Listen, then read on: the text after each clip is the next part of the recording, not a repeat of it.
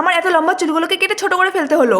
তো ব্যাপারটা হচ্ছে এমন যে আজকে সকালবেলা উঠতে দেখি কলগেট শেষ হয়ে গিয়েছে। যাই হোক, যেমন তেমন করে কলগেট বের করে সকালে ফ্রেশ হয়ে ফেলি, রেডি হয়ে বাবার সাথে বাইকে উঠতে উঠতে চলে যায় ব্যাংকে। কারণ হলো কাল রাত্রেবেলা আমার ফোনে মেসেজ আছে যে আমার কন্যাশ্রীর 25,000 টাকা ঢুকে গিয়েছিল, আর সেটা চেক করতে যাচ্ছিলাম। আজকে সকাল থেকে এক্স এর কথা আমার অনেক মনে পড়ছিল, এই কারণে আমার চুলগুলো আমি কেটে ফেলি। আরে না না, এমন কোনো কিছুই না, আমার চুলগুলোর আগা ফেটে অনেকটা ড্যামেজ হয়ে গিয়েছিল, এই জন্য আমি চুলগুলোকে কেটে ফেলি। বিকাল হতে না হতে আমি আমার বান্ধবী 20 টাকা খরচ করে চলে যায় 10 টাকার চা খেতে। এখানে আসতে আমাদের আড্ডা ফাজলামি শুরু হয়ে যায়। অবশ্য করতামই বাকি, আমরা এগুলো ছাড়া আর কিছুই করতে পারি না। কিছুক্ষণের মধ্যে আমাদের চা চলে আসে আর আমি বড়লোক স্টাইলে চা খেতে গিয়ে আমার জিভ পুড়িয়ে ফেলি। জীবনে চা খাওয়াটাও শিখলাম না। জিভ পুড়েছে তো কি হয়েছে, আমাদের খাওয়া থামবে না বস, একদমই না। এরপরে নিয়েছিলাম আমরা ঘুগনি আর পকোড়া। অবশ্য ক্যামেরা অন করতে করতে আমরা পকোড়া সেটে দিয়েছি। বাড়ি ফিরতে দেখে আমার মা এখানে পিঠা বানাচ্ছে, আর অপরদিকে আমার ভাই গুড়ের প্লাস্টিক নিয়ে গুড় ঠুসতে বসে পড়েছে।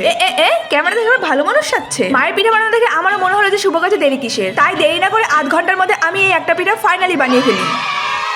এদিকে আমার একটা পিঠা বানাতে বানাতে আমার মার সমস্ত পিঠাগুলো বানানো হয়ে যায়। যাই হোক, এখন আমি পিঠা খাই। দেখা হচ্ছে তোমার সাথে নেক্সট ব্লগে।